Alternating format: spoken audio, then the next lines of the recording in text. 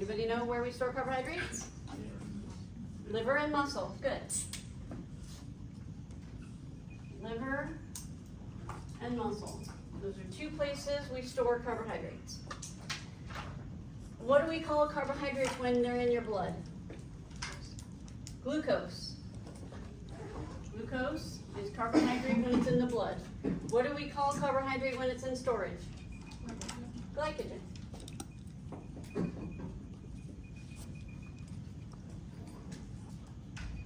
So we can convert glucose into glycogen and put our carbohydrate in storage. Anybody know what that process is called? What is it? Just throw out a guess. It's okay to be wrong. Throw out a guess. Close. Neoglycogenesis? Close. Glycolysis. You're close. Okay, so most people here say glycolysis.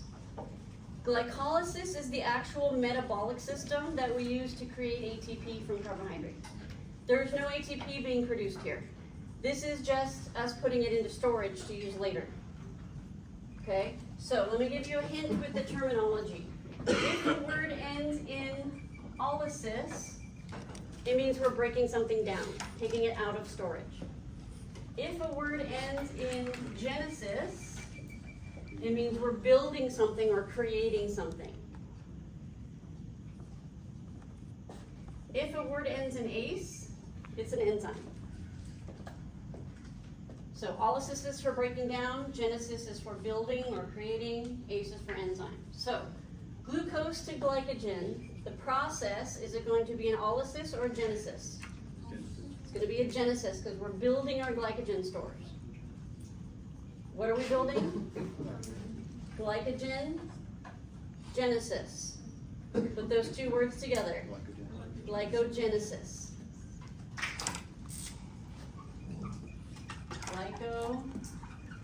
Glycogenesis. We're creating glycogen. Okay, understanding the terms is going to help you memorize them. The enzyme for this process is glycogen synthase. Glycogen synthase is the enzyme for glycogenesis.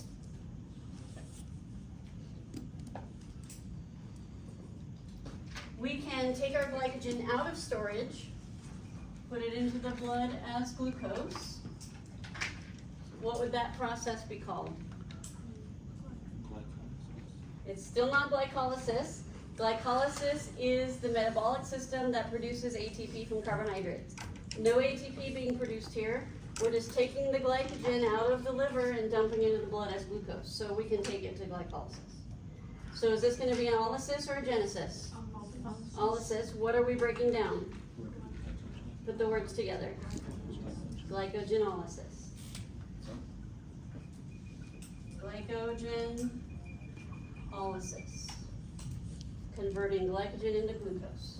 Or taking glycogen out of storage.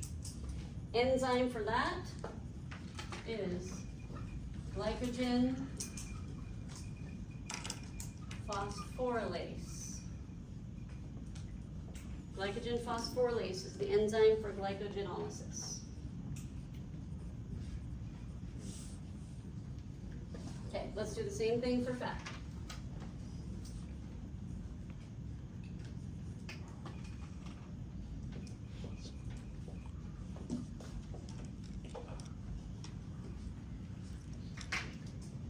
Where can we store fat?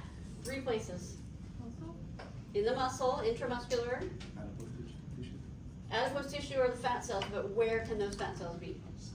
Subcutaneous is close to the surface of the skin, and its deeper fat is called visceral. So intramuscular, or I'm just going to put in the muscle, subcutaneous is closer to the skin, and visceral is deeper around your organs. Okay. Fat, when when it's in your blood, we are going to call free fatty acids.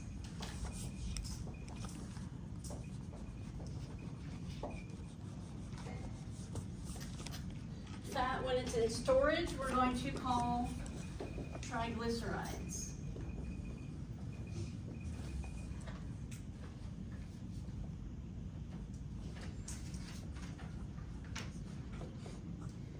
We can put our free fatty acids into storage as triglycerides.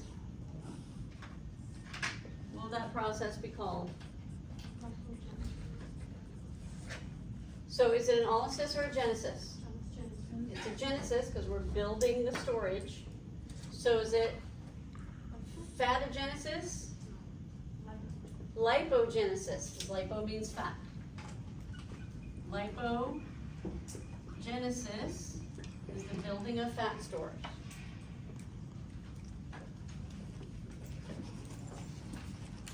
Enzyme for that.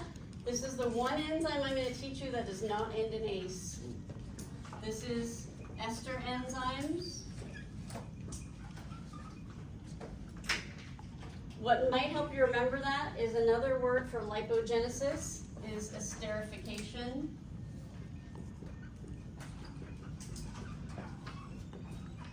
Esterification and lipogenesis means the same thing. You can use those terms interchangeably.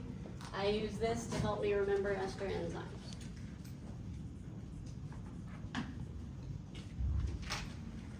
We can take our triglycerides out of storage, put them into the blood as free fatty acids. What will that process be called? Lipolysis. Breakdown of fat. Lipolysis.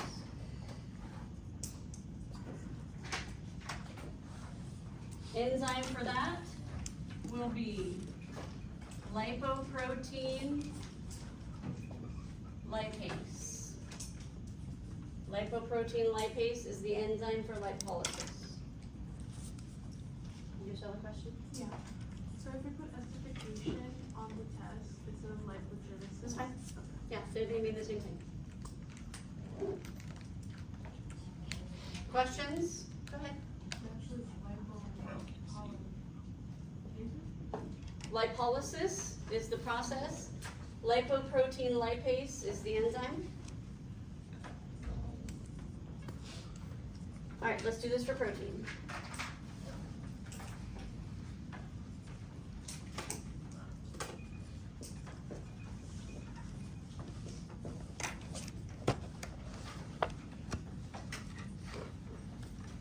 Okay, so protein in storage we typically think about as muscle.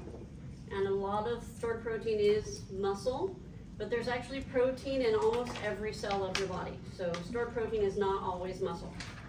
When we talk about stored protein in this class, we're typically referring to muscle. But in the book, they just call this body protein, so that's what I'm going to put there.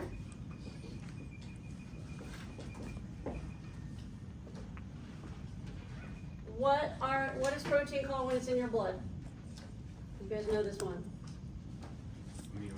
Amino acids. Amino acids are proteins when they're in your blood.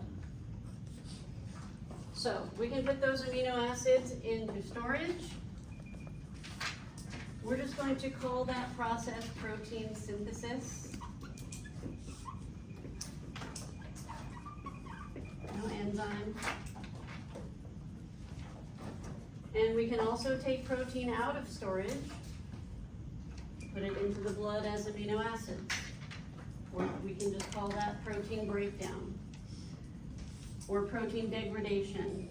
It's fine, same thing.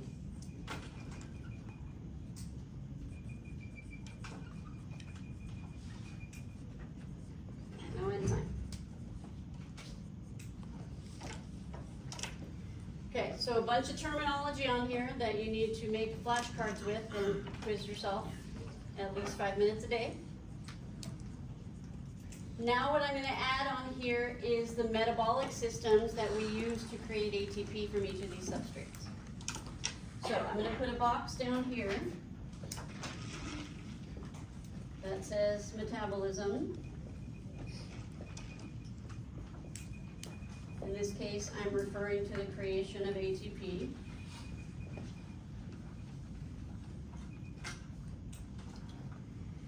And we'll start with carbohydrates. So, if we're trying to create ATP from carbohydrates, we can come from glucose or glycogen, but before we start producing ATP from it, we have to convert it into a different compound that for now I'm going to call G6P. Later tonight in the second half, I'm going to tell you what that stands for. Right now I'm just going to put G6P. Once we have G6P, here's the glycolysis, creating ATP from carbohydrates. That's our metabolic system we use to create ATP from carbohydrates. Do you know if this is aerobic or anaerobic? This is anaerobic. What does that mean? Does not require oxygen. But remember that we can also produce ATP from carbohydrates with oxygen. We have additional metabolic systems that can create additional ATP from the carbohydrate. Those will be the Krebs cycle and the electron transport chain. And both of those systems are aerobic. So we can create ATP from carbohydrates whether we're using oxygen or not.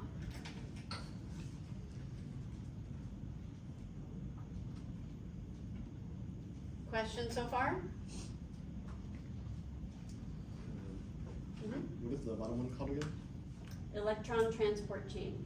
Thank you. So glucose and glycogen create G6P? They will be converted into G6P. Yeah, we'll get details on that in a second. Okay, if we're producing ATP from fat, we have to come from free fatty acids. So we have to take our triglycerides out of storage, break them down through lipolysis using the enzyme lipoprotein lipase. Once we have free fatty acids, we can start creating ATP. Anybody know the name of the metabolic system we use for this? Starts with a beta. Beta oxidation. So beta oxidation is the beginning of the process of creating ATP from fat. It will always lead us into the Krebs cycle and the electron transport chain.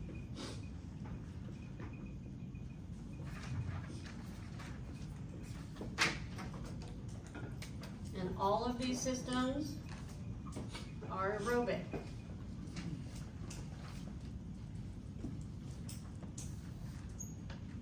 So we cannot create ATP from fat without oxygen.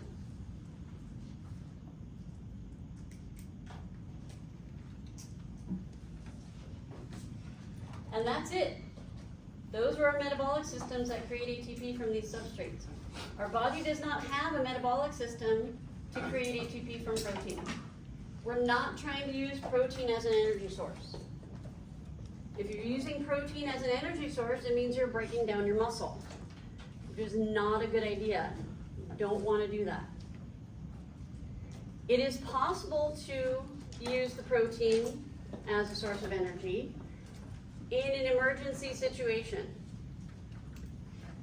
An emergency situation, for example, you are driving to Las Vegas and your car breaks down in the middle of nowhere and you're stuck there for a couple days and you're starving. Or you starve yourself on purpose by not eating carbohydrates. Low and no carbohydrate diets are very popular right now. Problem is, glycolysis has to run or you die. Carbohydrates are the only source of energy your brain can use. And glycolysis runs the Krebs cycle. So without the Krebs cycle, if you don't have carbohydrates, you can't run glycolysis, you can't run the Krebs cycle. If you can't run the Krebs cycle, you can't make ATP from fat either. So, a lot of people will do fasted cardio. The whole idea behind fasted cardio is if you do your cardio with no glycogen in your system, it forces your body to use fat. People who are telling you to do that don't understand physiology. Glycolysis has to run in order for beta oxidation to run. If your body does not have carbohydrates, it has to also figure out a way to run glycolysis. Here's what it does. It's going to break down your muscle into amino acids. Your body has a way of turning amino acids into glucose so that you can run glycolysis, so that you can stay alive. So people who are doing fasted cardio, no glycogen, you're going to lose weight doing that. Looking at the number on the scale, what you don't realize is that you're losing muscle. Okay, you're literally breaking down your muscle to run glycolysis so that you can access your fat. So what you need to realize is people who want to lose weight, what they really want to do is lose fat, not muscle. The number on the scale is not going to tell them that. So as a person with a degree in exercise science, you need to understand that. You need to get them away from the scale and look at body composition instead, and then you'll notice that muscle's going down. Okay? In order to access the fat and preserve your muscle, you have to eat carbohydrates. What questions do you have for me? Yes? So for like protein degradation, is that what happens when people who do like extreme endurance running, like if they're on their last bit of energy, like they start to break down their protein? Yeah, carbohydrate stores are limited. So if you're doing severe endurance, like longer than 2 hours, you deplete your glycogen. If you don't supplement it, you start breaking down muscle.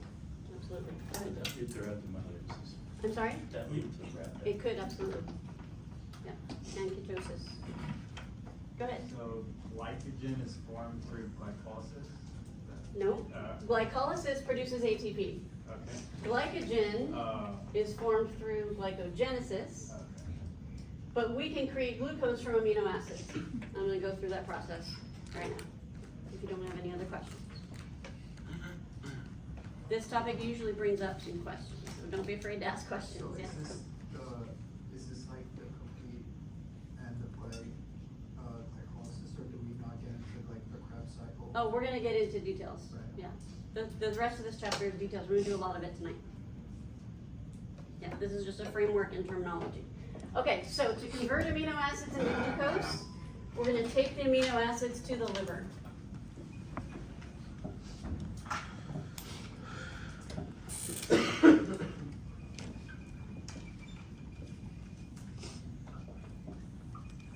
When we take amino acids to the liver,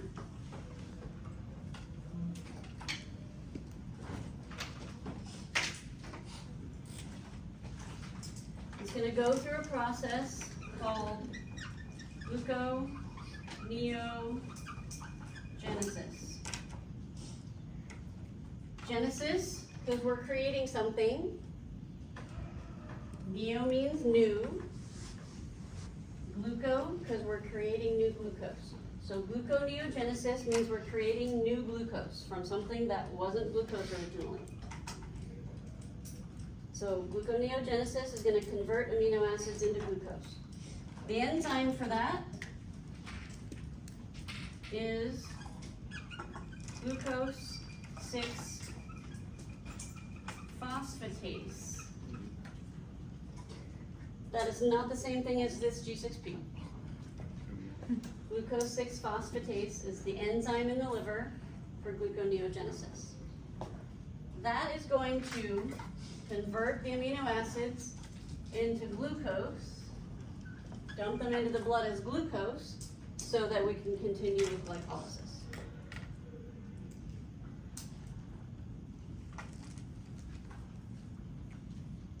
Not something we want to be doing. We don't want to be breaking down our muscle for energy.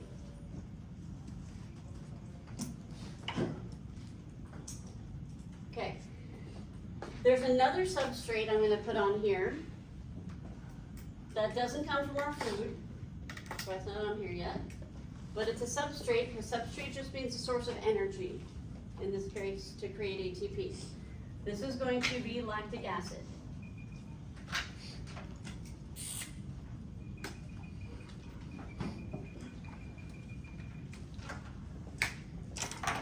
Lactic acid is a byproduct of glycolysis. It's the burning you feel in your muscles when you're working at a high intensity. It's going to contribute to fatigue, which we're going to learn about in chapter 6. We need to clear it.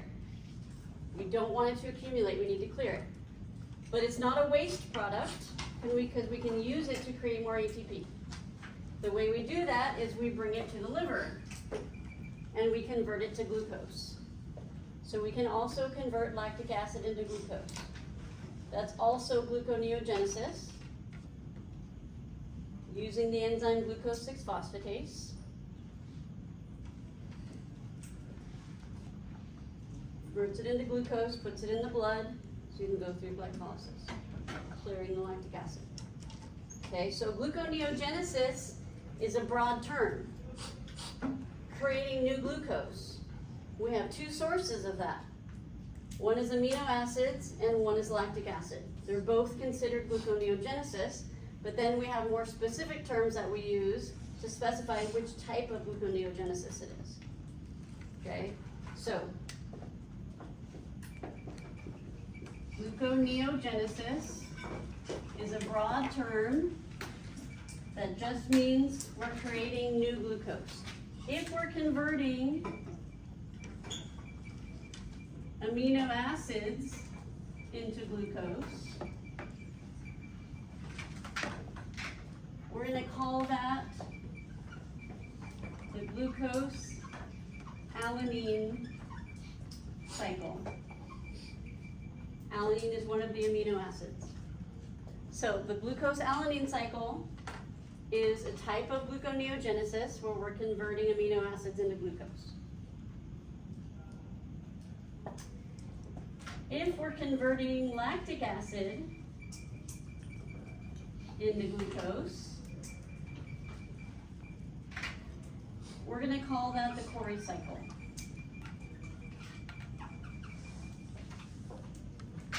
So the Cori cycle is a type of gluconeogenesis where we're converting lactic acid into glucose.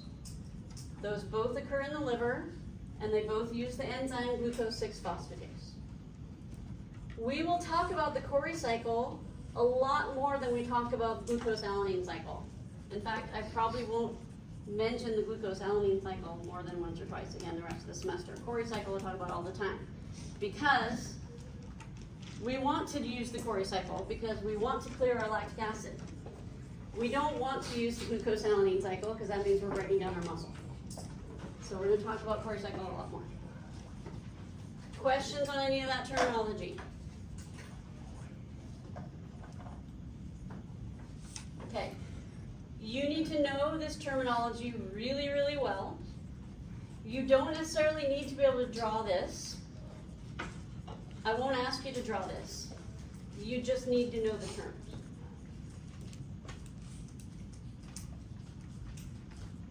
Questions on any of this? Yes? So just know the terms and obviously how they like relate to each other. Yes. The terms for substrate in the blood, substrate in storage, process for bringing it in and out of storage, and the enzymes. And for all of them, and what's happening in the liver. As far as the metabolic systems, the rest of this chapter is going through each of the metabolic systems in detail. So you're going to know exactly which metabolic systems go with which substrate by the time we finish the chapter. Okay. A little bit more to do before we have 15 minutes till we take a break. Try to stay with me here.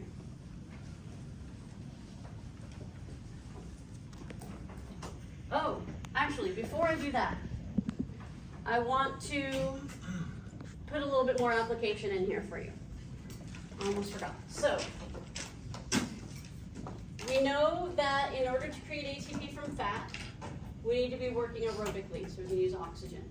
How would you describe your intensity when you're working aerobically?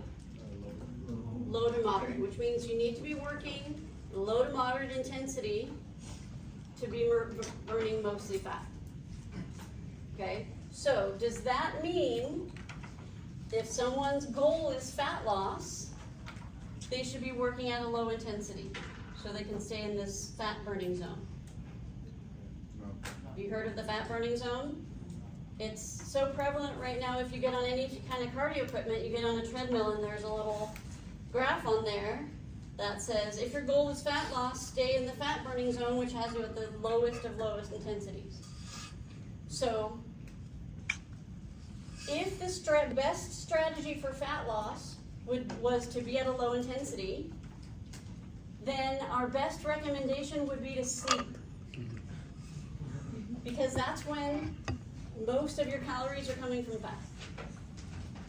But we obviously know that's not the best strategy for fat loss. So there's something wrong there. It is true that a higher percentage of your calories come from fat when you're at a low intensity. But that's not what matters for fat loss. Let me explain why. Let's say we have two people. They both have the goal of fat loss, but they have two different trainers.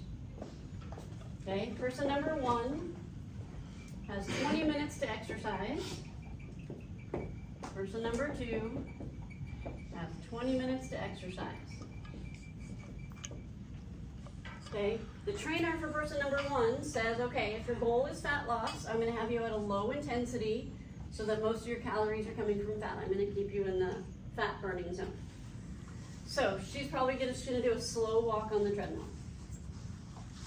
Okay, let's just say to keep the numbers round, illustrate my point, this 20-minute walk, this person's going to burn 100 calories. Because they're at a low intensity, most of those calories are going to be from fat. So let's say 80% of those calories are from fat. That's about as high as you can get. You can never get 100% of your calories from fat because glycolysis has to be running.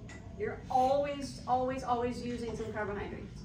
But the lower your intensity, the higher percentage of your calories come from fat and only a little bit from carbohydrates. So this is about as high as you can get in terms of percentage of fat. So how many calories from fat is this person going to burn? 80 calories of fat. That's awesome. Better than sitting on the couch, I totally agree. But person two has a different trainer. They're going to say, okay, your goal is fat loss. I want you exercising at the highest intensity you can maintain for 20 minutes. Keep in mind, this is not going to be high intensity. You can't maintain high intensity for 20 minutes. This is going to be moderate. Maybe a light jog. Can we agree this person's going to burn more calories? Yes. Okay, so let's say this person burns 200 calories. Because they're at a higher intensity, less of those calories are coming from fat, so let's say they're 50%. Okay, they're still burning quite a bit of fat because they're still moderate intensity, they're still aerobic. So 50% of those calories are from fat. How many calories from fat? 100. Which person burned more fat?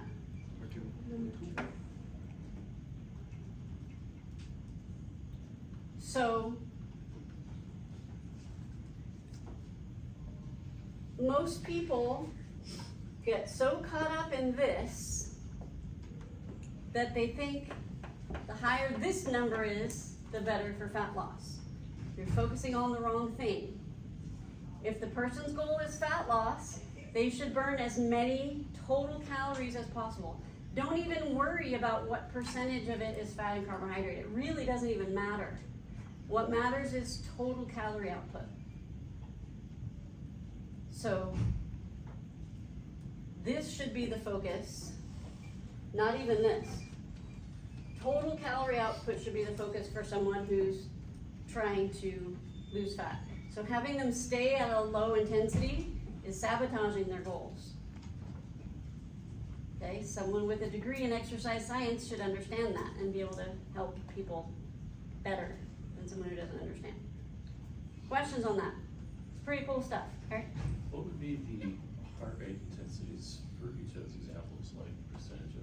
So low to moderate is typically like 40 to 60%, but that's VO2 max, so probably maybe 50 to 70% heart rate. For number two? Yeah, it's moderate. Low would be more like 30, 40% VO2 max, so like Just like aerobic threshold. aerobic, yeah. Both of these are aerobic. You can't be anaerobic for 20 minutes. That one would all the way up to the threshold. This is as fast, like the fastest speed that you could maintain for 20 minutes. That's where that person is. That's still moderate. You can't sprint for 20 minutes. Question? Go ahead. How does anaerobic exercise work? So anaerobic exercise is great because the intensity will spike and you'll burn a lot of calories, but with anaerobic exercise then you need recovery. So there's spikes in recovery and spikes in recovery, whereas endurance exercise is stable. So it can, calorie-wise, it can equal out. But the adaptations regarding your fitness are different, which we're gonna get into later for sure. Go ahead. You know, like an example for, I think the second one, how would you use it if someone were like actually wanna burn fat, right? But you know, now these days people do like high intensity, as in like some low, like really low speed or really high incline. How would that correlate? So, in chapter 5, I'm actually gonna teach you how to calculate calories. So for example, you'll be able to calculate, if I have a 150-pound person, how many calories will they burn if they walk at 3 miles per hour on a 12% grade, right, which is the popular thing right now, versus jogging 6 miles per hour flat. You'll be able to calculate calories for that in chapter 5. Chapter 5 is really cool. In terms of fat loss, whichever one burns more calories is going to be most effective. And for that, I'd have to do a calculation to figure out which one it is. Other questions? This is pretty cool stuff, yeah? Okay. Okay, I'm gonna erase this. Are you okay with that?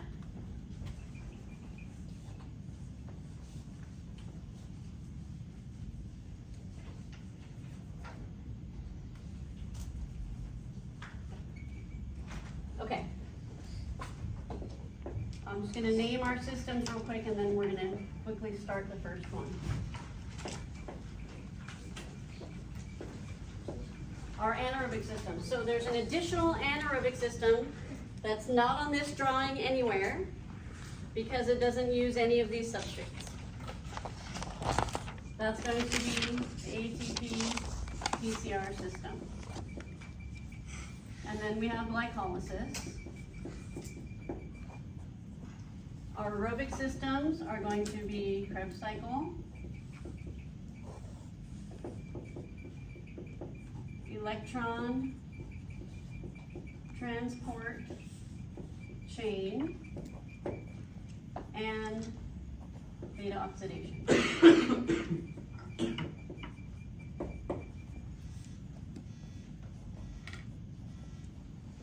So, the rest of this chapter is going to be going through all of these systems. Tonight, I'm going to get through ATP PCR, glycolysis, Krebs, electron transport chain. It's going to be a lot. I think I'm going to take a break right now. We're 10 minutes early, but I'm going to take a quick break right now, and I might take another quick break later because it's going to be a lot. So, it's about 5:11. Please come back at about 5:16. Last time I gave you 5 and you took 10. Please come back in 5. Okay, but do get up, stretch your legs, take a drink, maybe step outside. For example, if you were to stand up out of your chair right now, you're contracting your quads, you're contracting your glutes. You don't have time to go through beta oxidation and Krebs cycle to create that ATP and bring it to the myosin head in your quads for that muscle contraction. you're gonna use ATP that's already stored in your muscle. Okay, so that's what you use, that's part of this system. That's what you use for immediate muscle contraction. This is also the system you use for your highest intensity, most explosive movements in your 2X fibers.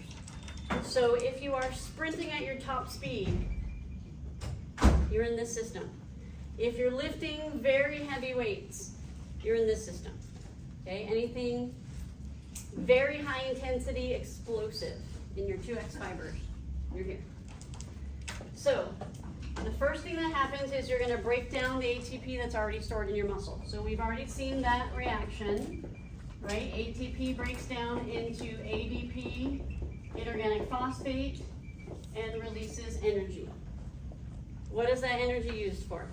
The next. More specific than muscle contraction. Which part of the muscle contraction?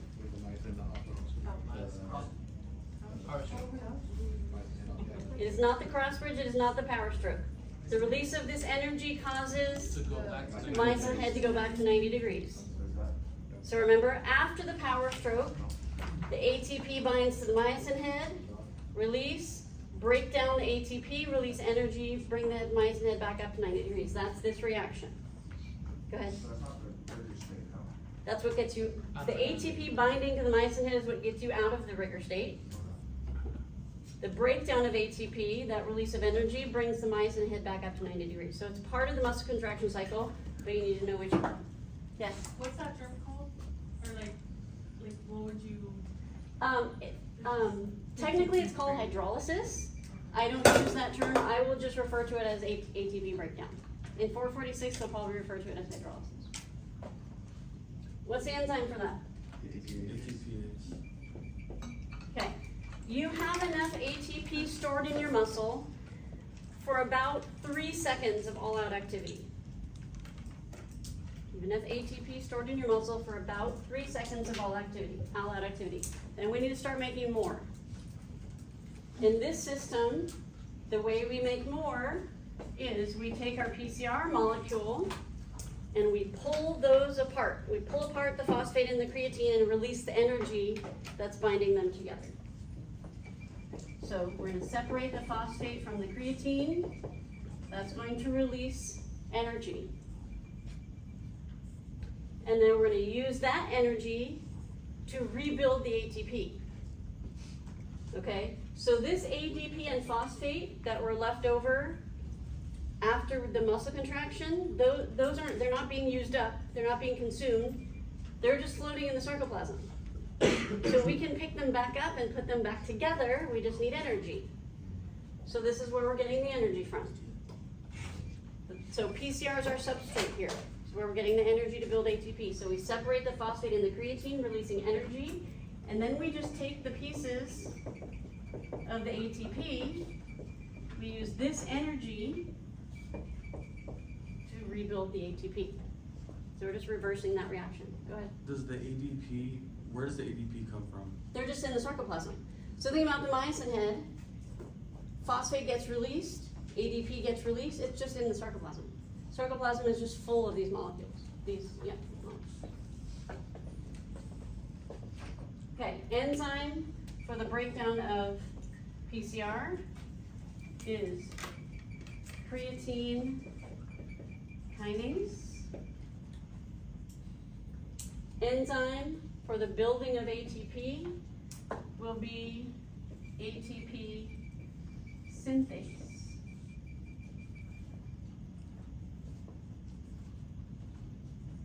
Go ahead. What is PCR stand for? PCR is phosphocreatine.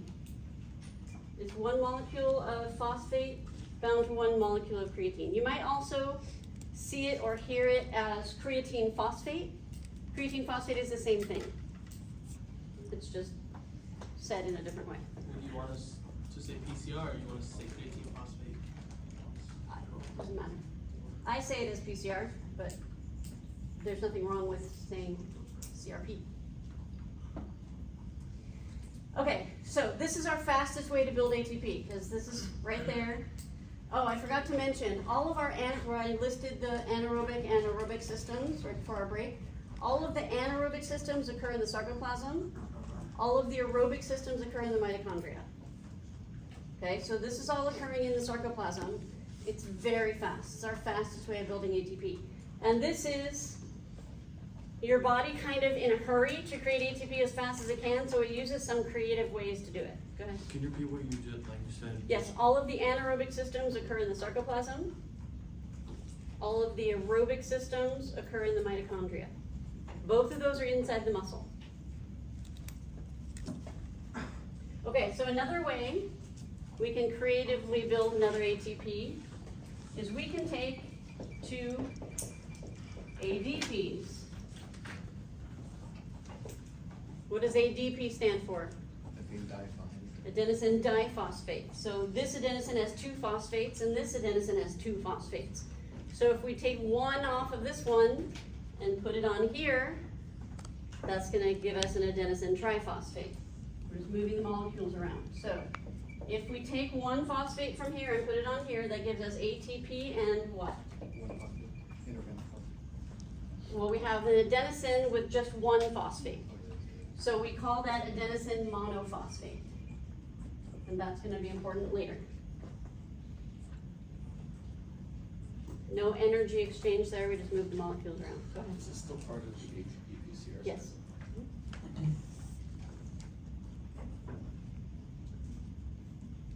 Enzyme for this is myokinase. Elizabeth, have you heard yet that I took out the fifth reaction? I was gonna ask you right now. Yeah, no, I was I'm not ask gonna you. teach that. Okay.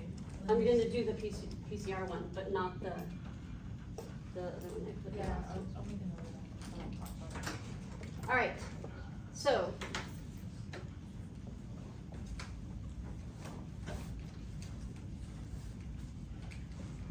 You can keep doing this until you run out of PCR. When you run out of PCR, the system's done. Altogether, you can stay in this system about 10 seconds. So if you think about this, if I took you out to the track and I warmed you up and I put you on the start line and I said, I want you to reach your top speed and hold it as long as you can. How long do you think you could hold your top speed for? 13 seconds. About 10 seconds. Some people might get to 12, some people might get to 13. 15 seconds on the outside possibility. How long you can hold your top speed depends on how long your PCR lasts. When the PCR runs out, the system's done. So let's say your top speed is 15 miles per hour. So you take off from the start line, you accelerate, you get to 15 miles per hour, you hold that for 10 seconds, maybe you can hold it to 12 if I'm paying you a lot of money. And if you want to keep, you can keep sprinting after that, but you're going to have to slow down. Maybe 13 miles per hour. Because the system's done. Now you're in glycolysis. And probably not in your 2X fibers anymore. So you can stay in the system as long as until the PCR runs out. Total in this system at your highest intensity, somewhere between 10 and 15 seconds. Okay? Then, you have to, in order to use the system again, you have to replenish the PCR. Okay? The phosphate and the creatine didn't go anywhere. They're still in the sarcoplasm. We just need energy to put them back together. So for that reaction, we just need the phosphate and the creatine, and we need energy to rebuild the PCR. Enzyme for that reaction is creatine kinase. This reaction occurs in the mitochondria because this energy is coming from the electron transport chain, which is in the mitochondria, which requires oxygen. The rest of these reactions are happening where? Sarcoplasm. So, it takes time to replenish your PCR because we have to shuttle the phosphate and the creatine over to the mitochondria. The energy comes from the electron transport chain to rebuild the PCR, and then we have to shuttle it back to the sarcoplasm.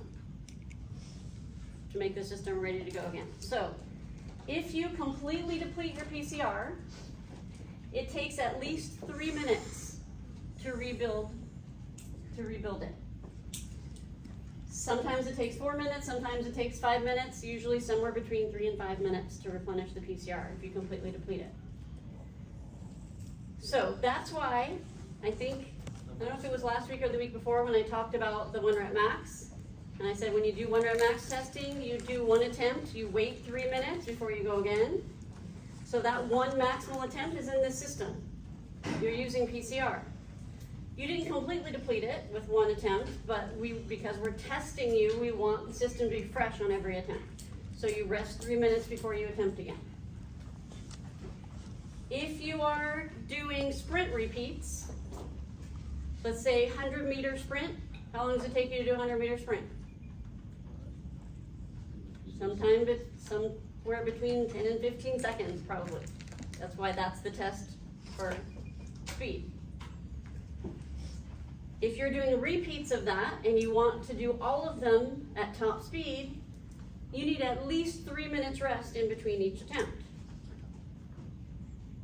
If you're only resting 1 minute in between each sprint is going to get slower and slower and slower because you're not refilling the tank. You're going to end up in glycolysis. Okay, so you have to rest to replenish the PCR to get complete access to the system. Yes. And you said 3 minutes. Is that like the average time for it to? 3 minutes is the average minimum time Okay. if it's completely depleted. Yes. Some people will take longer. So, for example, if you're doing the sprint repeats, the first 100-meter sprint takes you 10 seconds. Second 100-meter sprint takes you, and you wait 3 minutes. Second 100-meter sprint takes you 12 seconds. That probably means you need more than 3 minutes rest.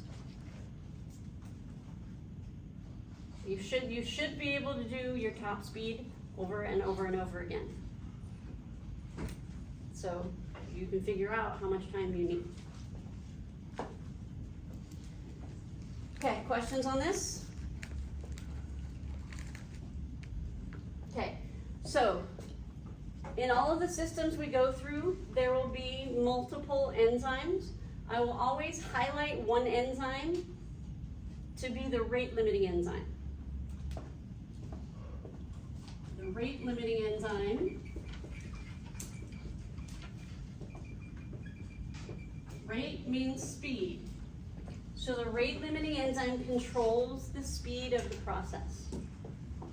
Rate-limiting enzyme controls the speed of the process. In this system, creatine kinase is the rate-limiting enzyme.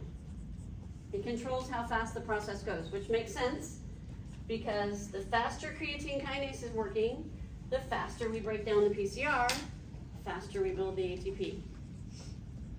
Okay, if this enzyme is moving slowly, breakdown of PCR will be slow, rebuilding of ATP will be slow. So when we want the system to go fast, we activate creatine kinase, whole system speeds up. When we want the system to slow down, we inhibit creatine kinase, whole system slows down. When might we want to activate this? Give me an example of when we'd want to activate creatine kinase. Maybe if you're doing an all-out sprint. We need ATP very quickly. This is our fastest way to do it. So we activate creatine kinase, the system speeds up. When might we want to inhibit creatine kinase? Mile run. Yeah, or sitting in your chair. Sitting in your chair right now, do you need really fast ATP production? No. So we can inhibit creatine kinase, the system can slow down. Yes? And for the reactions that happen in the sarcoplasm, do they happen in steps or is it just like random that they These occur? are not, this is not in order. They're all happening at the same time, except for this one. This one's not gonna happen until you stop.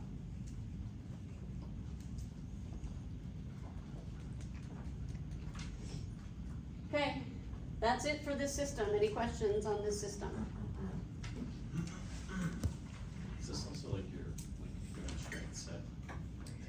So, great question. In order to use this system in resistance training, you have to be near maximal to get your 2X fibers. So, that's like maybe failing at 3 reps or after 3 reps. If you're doing 8, 10, 12 reps, you're not using your 2X fibers. You're not in this system, you're in glycolysis. If you want to be in this system, you need to have heavier weight so that you can't do more than about 3 reps. It's this system. We'll talk about the benefits of doing that or not doing that at the end of the semester. Good, any other questions? Yes? So at first though, you use what you already have stored, correct? The Yes, ATP if you have don't stored. necessarily wait to use your PCR until the ATP is depleted. It's all happening at the So same as soon time. as you start, it's just, Yeah. okay. I'm gonna erase all this, if you haven't taken a picture. So if you're planning work around this system, could you avoid building up a lot of lactic acid? Yeah, there's no lactic acid produced in that system. No signs you're doing that. Correct. If you feel burning in your muscles from lactic acid, that's your clue you're not in this system. Which is part of how we know if you're doing 8, 10, 12 reps, your muscles are burning at the end of that. You're not in this system. You're in glycolysis because that's lactic acid. All right, we're ready for glycolysis.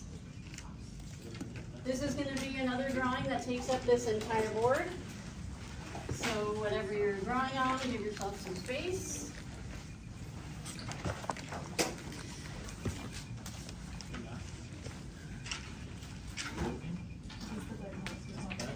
What? Is this the glycolysis one? Yep, Okay, the whole I got it. thing. I got it.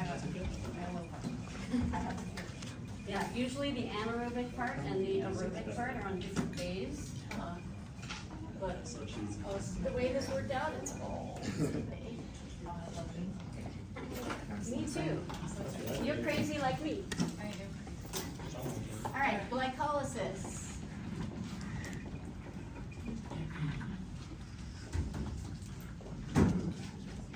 Where does glycolysis occur?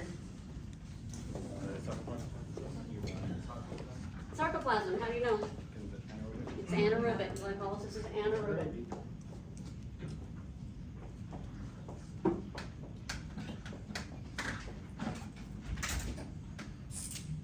What's the substrate? With a G6. Yes, so carbohydrates, but I said we have to first convert the carbohydrate into G6P before we can start glycolysis. So G6P stands for glucose 6-phosphate. Oh shoot, something I wanted to do before I did this. Is it about the system? No, it's about the liver.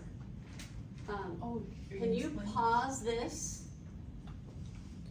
Let me give you something else, and I'm gonna have to erase this before we do that, because it's gonna be helpful. You guys need a picture of this, you're good? Sorry, it's something new that I added. I think it's helpful. I wanna go over the reactions occurring in the liver. So I actually gave you 4 reactions that occur in the liver, but I don't think you're aware of that yet. So let's talk about it. What is one reaction I gave you that occurs in the liver? Gluconeogenesis. Okay, but gluconeogenesis is actually 2 reactions. What are they? Amino acid and lactic acid. But what are the terms? Oh, I don't expect you to know them yet because I just taught you them. Go ahead. Cori cycle if we're coming from lactic acid, and glucose alanine. glucose-alanine cycle if we're coming from amino acid. So the term gluconeogenesis incorporates 2 different reactions. What's the enzyme?